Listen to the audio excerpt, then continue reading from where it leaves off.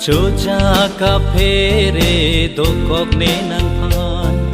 Juji putane juhai he nang phan Choja ka phere dokok ne nang phan Nang thek long cheng pe ne nang phan Dokok lo ne singar lo nang Nang thek long cheng pe ne nang phan Kok lo ne singar lo nang ra che mu mang kang chang ave so min darada long ne nang son ara je mu mang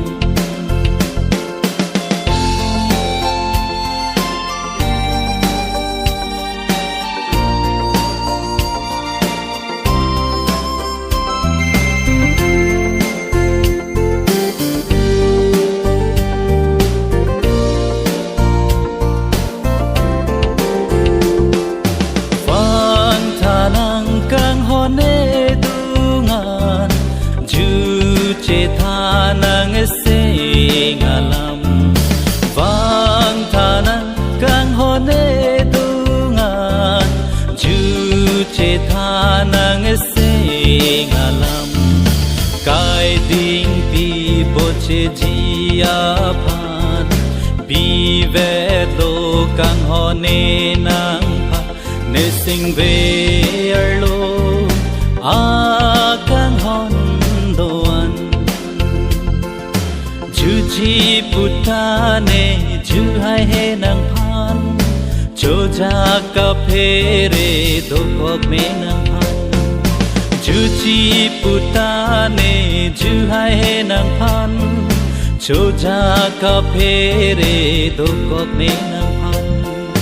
Nang thek long cheng pe ne nang phan Dokok lo ne singar lo nang Nang thek long cheng pe ne nang phan Dokok lo ne singar lo nang Nang ra che mu mang kang chang Ave so min darada long ne nang son